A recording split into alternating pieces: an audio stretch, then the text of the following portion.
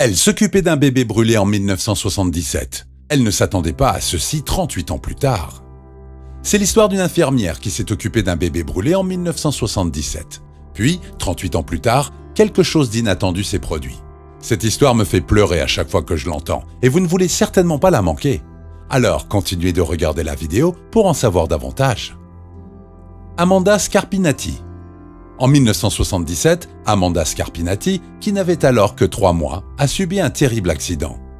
Alors qu'elle n'était qu'un petit bébé, elle a roulé du canapé et s'est retrouvée dans un vaporisateur à vapeur brûlante. L'incident a été dévastateur et a gravement brûlé son petit corps. La pommade mentholée fondue a brûlé sa peau et endommagé ses tissus. C'était un désastre. Une ambulance a été appelée immédiatement et elle a été amenée à l'hôpital. Tout le monde craignait pour sa vie. L'établissement le plus proche était le centre médical d'Albany, où elle allait rencontrer la femme qui allait changer sa vie. Mais elle ne le savait pas encore. Elle ne savait encore rien en tant que bébé de 3 mois, seulement que son corps lui faisait intensément mal et que quelque chose de mauvais lui était arrivé. Amanda a dû être soignée pour des brûlures au 3e degré sur tout son petit corps, les dégâts les plus importants se situant sur ses bras et sa tête. Le personnel médical de l'hôpital a fait tout ce qui était en son pouvoir pour qu'elle soit confortable, et Amanda a dû rester internée quelques semaines pour être surveillée et avoir ses bandages soigneusement renouvelés tous les quelques jours. Le plus grand risque était l'infection, mais heureusement elle s'en est sortie et a été autorisée à rentrer à la maison. Mais ce n'était que le début d'un douloureux parcours pour la petite Amanda. Les brûlures avaient causé des dommages permanents et de graves cicatrices sur son petit corps, et elle devait apprendre à vivre avec cela maintenant. Entre-temps, ses parents ont reçu un message de l'hôpital. Pendant les traitements d'Amanda, des photos d'elle et d'une infirmière avaient été prises, et ces photos avaient été sélectionnées pour orner la couverture et les incrustations du rapport annuel du centre médical d'Albany. On leur a envoyé des copies du rapport, et quand Amanda était assez grande, ils lui ont montré des images et lui ont raconté comment son corps avait été endommagé. Amanda était fascinée par les photos et les regardait souvent. Elle se voyait comme tout petit bébé, enveloppée dans des bandages, dans les bras d'une infirmière qui la tenait avec amour. Sur aucune des photos, elle ne pleurait, bien qu'elle souffrait énormément, et il semblait qu'elle était très confortable dans les bras de cette femme non identifiée. Qui était-elle ? Amanda se demandait souvent. Mais ses parents n'en avaient aucune idée et ne pouvaient pas le lui dire. Elle rêvait pourtant de rencontrer la dame un jour. C'était l'un des rares réconforts qu'elle avait dans son enfance difficile. À cause de ses brûlures, elle a dû subir plusieurs opérations et traitements, et comme les cicatrices sur son corps lui donnaient une apparence différente, elle était souvent harcelée à l'école, où on l'insultait et prenait ses affaires, et elle passait beaucoup de temps seule. Elle regardait sans cesse les photos réconfortantes. On la voit paisible dans les bras de l'infirmière qui sourit. Elle s'accrochait à ces photos et rêvait de cette femme qui semblait prendre soin d'elle si sincèrement et qui était si gentille avec elle. Elle parlait même à cette femme, lui racontait ses problèmes et ses inquiétudes, lui expliquait sa tristesse à propos du harcèlement, sans même savoir comment elle s'appelait. Devenue une belle jeune femme, Amanda était résolue à retrouver un jour cette infirmière, et elle a essayé plusieurs fois d'en savoir plus. Mais le rapport annuel n'avait pas mentionné le nom de l'infirmière, et plusieurs demandes de renseignements auprès du centre médical ne lui ont pas non plus donné de détails utiles. Elle a seulement appris que les photos avaient été prises par un photographe appelé Carl Howard, mais que les personnes sur la photo n'avaient pas été identifiées à l'époque.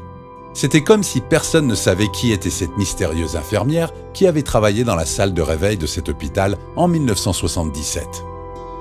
Amanda allait donner tout pour la retrouver et la remercier d'avoir fait preuve de tant d'attention et de tendresse au moment où elle en avait le plus besoin. Quelque chose en elle lui donnait envie de rencontrer cette personne. Au fil des années, l'identité de l'infirmière aurait pu rester inconnue, mais les technologies du monde n'étaient bien sûr pas restées immobiles. Vers 2015, un ami, qui était au courant du souhait d'Amanda de rencontrer son infirmière mystérieuse, l'a incité à réessayer et à utiliser cette fois les réseaux sociaux. Amanda a réalisé que Facebook pouvait en effet être l'outil idéal pour mener à bien sa mission. Elle avait alors 38 ans et vivait à Athens, à 40 km au sud d'Albany, où elle travaillait comme responsable des ressources humaines. Elle a soigneusement sorti les photos qui lui étaient si chères, les a scannées et les a publiées sur Facebook. Elle a écrit un message et a demandé aux gens de le partager massivement. Elle espérait que sur Internet, le message atteindrait la bonne personne, quelqu'un qui aurait des informations ou qui serait peut-être même capable d'identifier la femme sur les photos. Peut-être que maintenant, avec les pouvoirs des réseaux sociaux, quelqu'un va la reconnaître. J'aimerais connaître son nom et avoir la chance de lui parler et de la rencontrer. S'il vous plaît, partagez, car on ne sait jamais qui cela peut toucher, a-t-elle écrit sur Facebook. On ne sait jamais, en effet. La publication est devenue virale.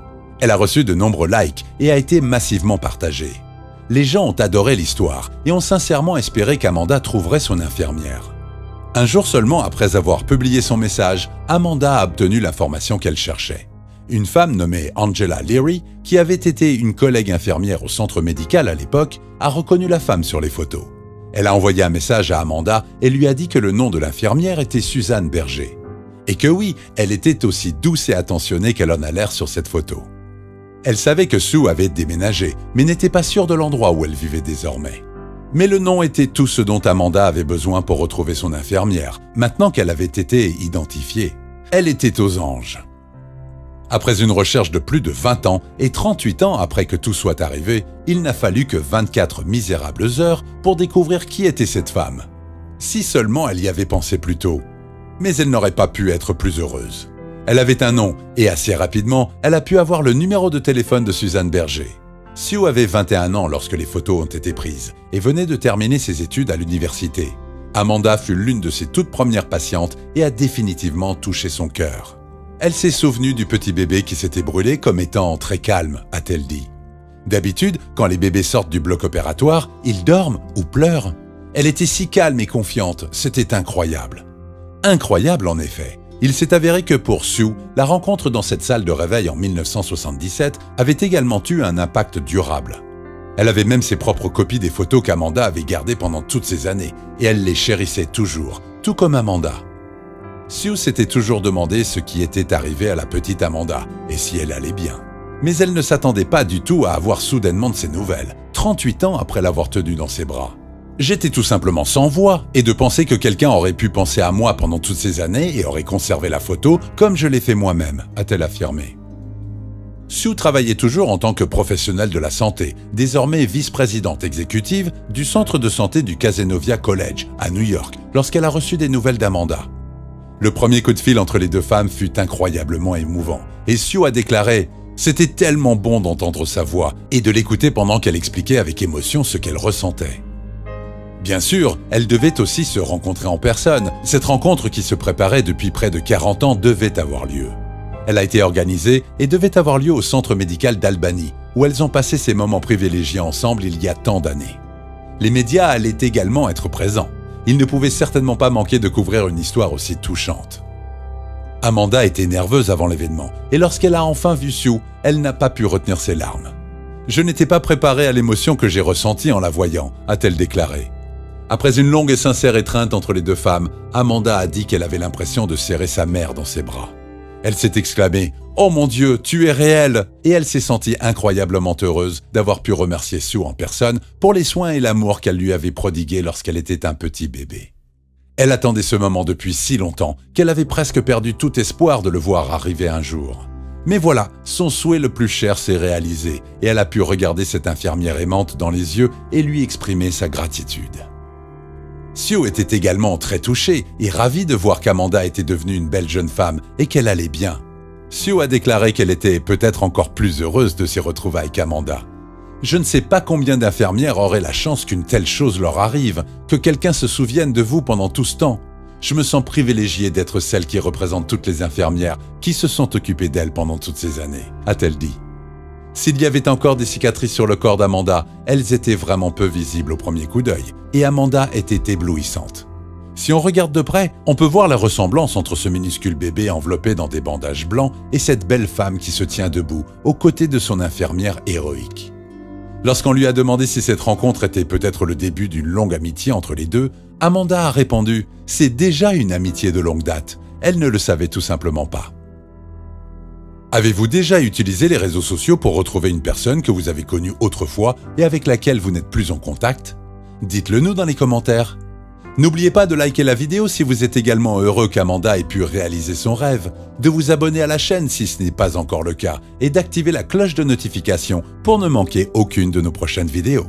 Merci d'avoir regardé et à bientôt pour une toute nouvelle vidéo.